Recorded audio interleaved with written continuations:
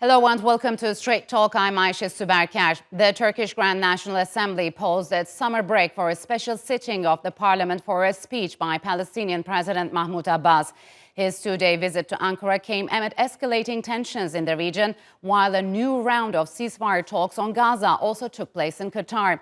Almost a month after Israeli Prime Minister Benjamin Netanyahu's fiery speech to the U.S. Congress, Abbas blasted Tel Aviv in his address. I will work in all my power to stop this barbaric aggression, to stand by our people, even if it costs our lives, which is not more precious than the life of a baby in the Gaza Strip. And we apply the provisions of Sharia, victory or martyrdom. During his speech, Abbas also praised Turkish President Recep Tayyip Erdogan for defending the rights of the Palestinian people. Abbas's visit to Ankara came right after he met with Russian President Putin in Moscow, where he accused the UN of failing to establish a Palestinian state due to U.S. pressure. At least 40,000 Palestinians have been killed since Israel launched its war on Gaza on October 7. And after Hamas leader Ismail Haniyeh's recent assassination by an airstrike in Tehran, fears for the risk of a wider regional war have been growing.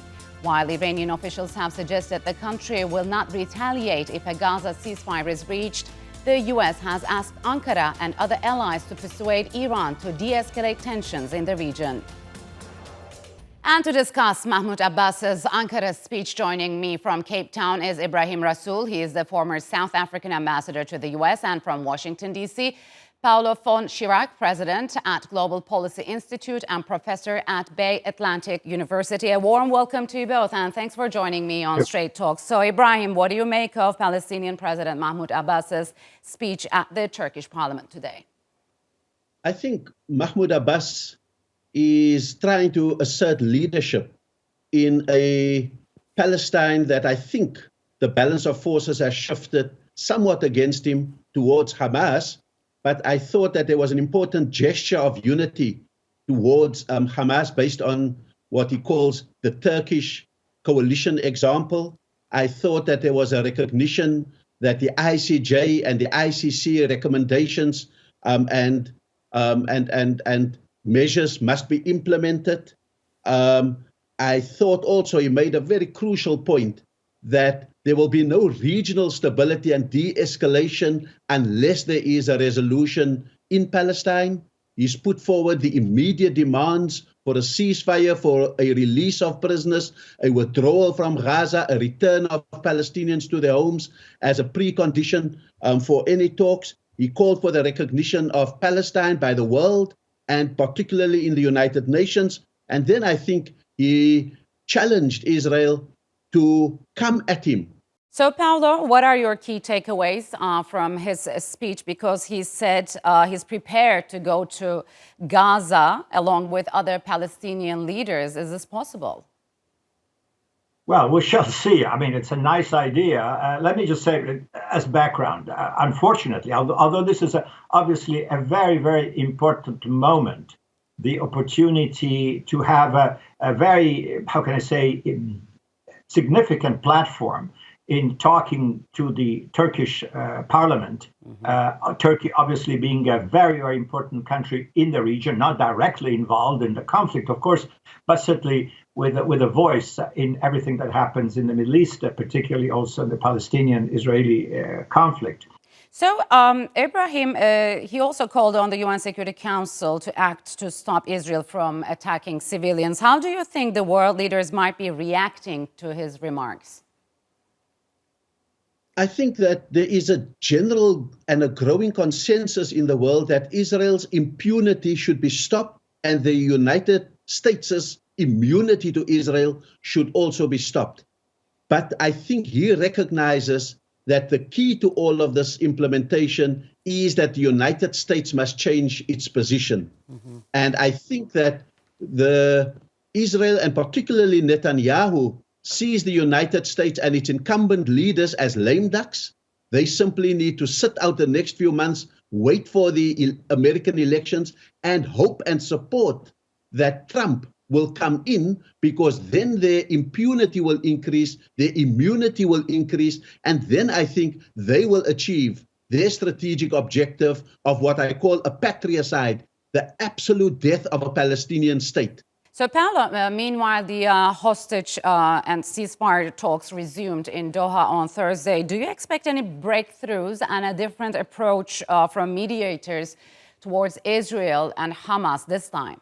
I hope so. But again, we've been through this many times, and we've had some modest, partial successes. But inevitably, we hit the wall of Israel saying, yes, we may have a ceasefire now until we get the hostages back, and then we start fighting again, which of course is not, Hamas is not interested in this for obvious reasons, because they say, okay, then we lose the hostages, which is our leverage, and then they continue pounding us. So can there be a better way of framing this? I am not sure. There's also an issue of exhaustion. Who can continue this, longer? The world community, of course, is appalled by the destruction. Essentially, Gaza has become uninhabitable. We all know that. We can see the videos. And is Israel going to be moved by pressures? I'm not so sure. There's obviously strong disagreement with Washington, but they don't care. But I mean, the death toll from the Israeli attacks in Gaza today is surpassed 40,000. So absolutely. What do you think, Ibrahim? Could the U.S. step up its pressure on Netanyahu as the death toll continues to rise, as well as regional tensions simmer, especially after Haniyeh's assassination?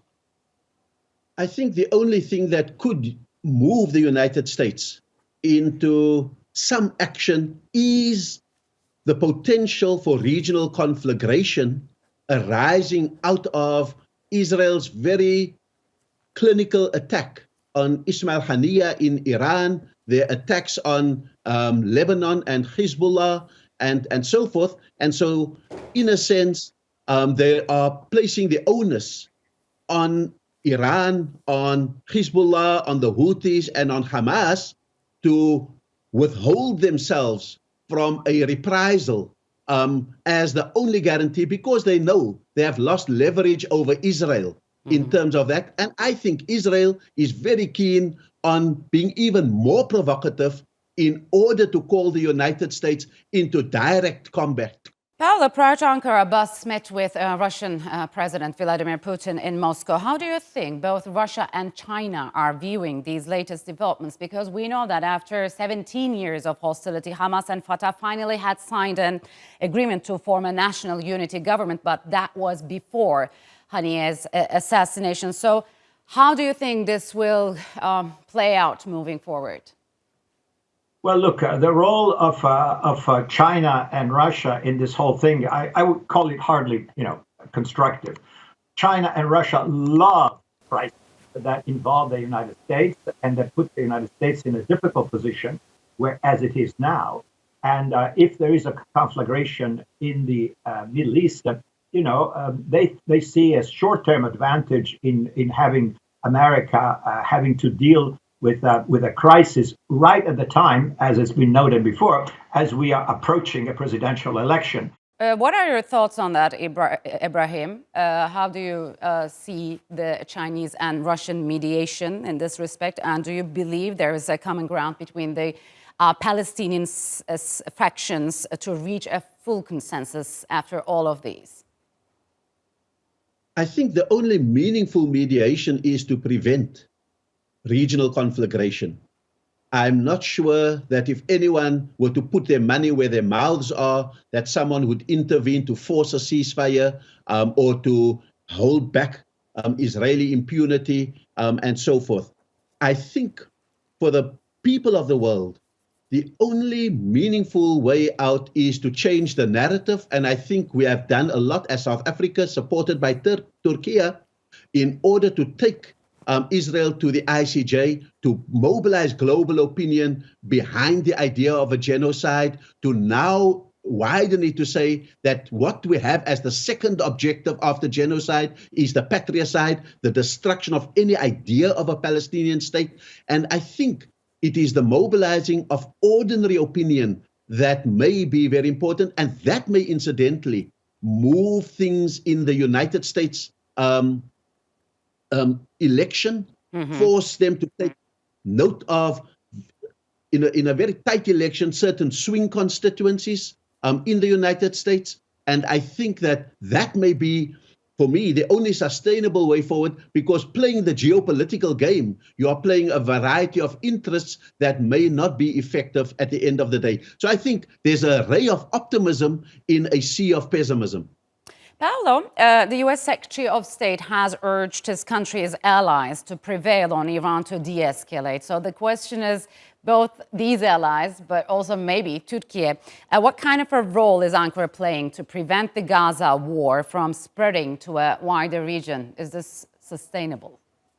Well, we shall see. Of course, whatever negotiations are taking place, they are taking place, behind closed doors. So we're not privy to the give and take that may be, going on as we speak between Ankara and Washington and other capitals. Remember that we've also heard voices coming from London, from Berlin, from Paris, urging restraint, urging Iran not to escalate, not to respond in a major way to the humiliation. If you think about to have a foreign leader under the protection of the government, of the newly installed government of Iran being killed right there in Tehran, shows a massive intelligence failure on the part of the Iranian authorities. That's a kind of a separate consideration. So, Ibrahim, just last words. Are there any signs the conflict is coming to an end, and is a two-state solution still a real possibility?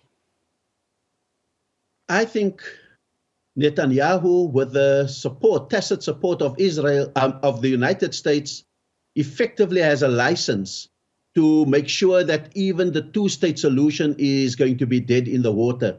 The facts on the ground, the settlements, the occupations, the growing Israeli presence, even on the West Bank, says that is not going to be autonomous, and that therefore you heard Abbas assert that the Palestinian state is West Bank, Gaza, with East Jerusalem as its capital. He is asserting that because he knows it is slipping out of the Palestinian hands, and that the objective is to have what I call a Swiss cheese, a whole Israeli state with Palestinian holes, almost like the South African apartheid state that had homelands. I think that's where Israel is building. That's what it's got a license for. And I think Mahmoud Abbas's very belated entry into this debate is because while it was Gaza, the West Bank was secured, but now he says that we're even having these incursions onto the West Bank. All right, gentlemen, unfortunately, we'll have to leave it here. Thank you very much for joining me on Straight Talk.